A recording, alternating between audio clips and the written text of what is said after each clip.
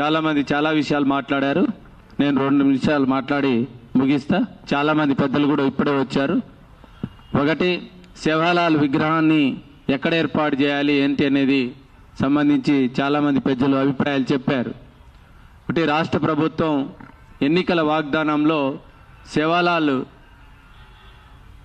విగ్రహంతో పాటు ఒక శృతి వనంలాగా హైదరాబాద్ నడిపే రాష్ట్ర రాజధానిలో ఏర్పాటు చేస్తామని ఎన్నికల్లో వాగ్దానాలు చేశారు. కానీ ఇప్పుడు మధ్యమడుగులో ఏర్పాటు చేస్తామని ముఖ్యమంత్రి గారు దేవరకొండలో ప్రకటించారు. అంటే ఇప్పుడు ఏంటంటే పాలక వర్గాలు ఎంత తెలివైన వాళ్ళంటే, గతంలో ఏమో గిరిజన తెగల మధ్య ఘర్షణ పెట్టి గిరిజన తెగలను ఐక్యం కాకుండా ఒకరి మీద ఒకరు రెచ్చగొట్టి తీవ్ర పరిణామాలు ఏ విధంగా రాజకీయం చేశారో మనందరికీ చూసాం. ఇప్పుడు ఒకే లంబాడి తెగలోనే ఆ లంబాడీలకు మధ్యన ఘర్షణ పెట్టి ఈరోజు విభజించు పాలించనే పద్ధతుల్లో ఒక చిచ్చు పెట్టే ప్రయత్నం ప్రభుత్వం చేస్తూ ఉంది. అంటే ఇప్పుడు ఎవరి మీద పోరాటం?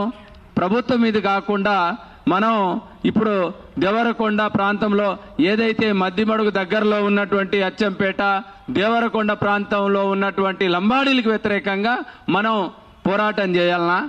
అంటే ప్రభుత్వం చాలా చాకచక్యంగా మనల్ని ఐక్యం కాకుండా చేస్తూ ఉంది. ఈ కుట్రల్ని గమనించాలని నేను విజ్ఞప్తి చేస్తూ ఉన్నా. ప్రభుత్వం అన్నది వాగ్దానం హైదరాబాద్ మనం రాష్ట్ర రాజధానిలో విగ్రహం ఏర్పాటు చేయాలి అనేది మన డిమాండ్. నువ్వు ఎక్కడైనా ఏర్పాటు చేసుకో, నువ్వు మధ్యమడుగులో ఏర్పాటు చేసుకో, మహబూబాద్లో, ఖమ్మంలో, రాష్ట్ర వ్యాపితంగా ఎక్కడైనా ఏర్పాటు చేసుకో, కానీ రాష్ట్ర రాజధాని హైదరాబాద్లో ఏర్పాటు చేయాలనేది మనం డిమాండ్ చేయాలి. ఇదే డిమాండ్ మీద మనం పోరాటం చేయాలనేది నేను మనవి చేస్తా ఉన్నా. వాళ్ళ మీద అక్కడ వద్దు ఇక్కడ ముద్దు అనే డిమాండ్ కంటే మనం హైదరాబాద్లో ఏర్పాటు చేయాలనే డిమాండ్ మీద మనం రాబోయే కాలంలో పోరాటం చేయాలని నేను మనవి చేస్తా ఉన్నా. ఎందుకంటే అక్కడ కూడా మన బిడ్డలే.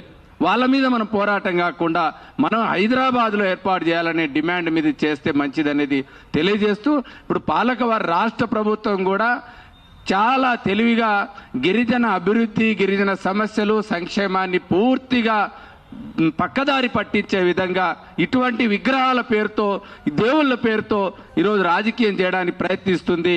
ఆ కుట్రల్ని గమనించాలని విజ్ఞప్తి చేస్తా ఉన్నా. ఎందుకంటే ఇప్పుడు గిరిజన సంక్షేమ శాఖ పూర్తిగా నిర్వీర్యం అయిపోయింది. నిధులు లేవు, ట్రైకార్ లేదు, ట్రైకార్ తీసుకుపోయి రాజీవ్ యువశక్తిలో కలిపేశారు. మొత్తం గిరిజనులకు కేటాయించినటువంటి 1000 కోట్ల రూపాయలన్నీ డైవర్ట్ అయిపోయినాయి. మన అభివృద్ధి లేదు. ఇది గమనించి రాబోయే కాలంలో గిరిజన అభివృద్ధి, సంక్షేమం మీద పోరాటం చేసే విధంగా మనం రాబోయే కాలంలో పోరాటం చేయాలి. ఇప్పుడు కేంద్ర ప్రభుత్వం ఉపాధి హామీ చట్టాన్ని రద్దు చేసింది. ఇప్పుడు మొత్తం తండాలలో 100 మంది ఈరోజు తెలంగాణ రాష్ట్రంలో 1000 కుటుంబాలు, గిరిజన కుటుంబాలు, లంబాడీ కుటుంబాలు ఉపాధి హామీ మీద బతుకుతున్నారు. ఇప్పుడు రద్దు చేసింది. అందుకోసం 4వ తేదీ మేము గిరిజన సంఘంగా రౌండ్ టేబుల్ సమావేశం సుందరయ్య విజ్ఞాన కేంద్రంలో పెట్టాం. 1000 మంది కుటుంబాలు తీవ్రమైన రేపు ఎండాకాలంలో వస్తే ఎక్కడ వలసలు, సుదీర్ఘ ప్రాంతాలు, బొంబాయి, పూనా వలసలు వెళ్లే పరిస్థితి తిరిగి తీసుకొస్తా ఉన్నారు. అందుకోసం ఇటువంటి దుస్థితి రాకుండా ఉపాధి హామీ మీద కూడా రాబోయే కాలంలో పోరాటం చేయాలి. ఆ ఉపాధి హామీ చట్టాన్ని రక్షించాలనే పేరుతో 4వ తేదీన ఈ గిరిజన సంఘాలందరూ ఇదే ఆహ్వానం తప్పకుండా రావాలని మనవి చేస్తూ, శివలాల్ విగ్రహాన్ని రాష్ట్ర రాజధానిలో పెడతామన్నారు వాగ్దానం. ఆ వాగ్దానాన్ని నెరవేర్చాలి. ఆ విగ్రహం మా గిరిజన లంబాడీలకు సంబంధం లేదు. ఎవరికైనా ఎక్కడైనా పెట్టుకోండి. అది లంబాడీల ప్రతినిధి కాదు. రాష్ట్రం మొత్తం లంబాడీ ప్రతినిధిగా అక్కడ పెట్టట్లేదు.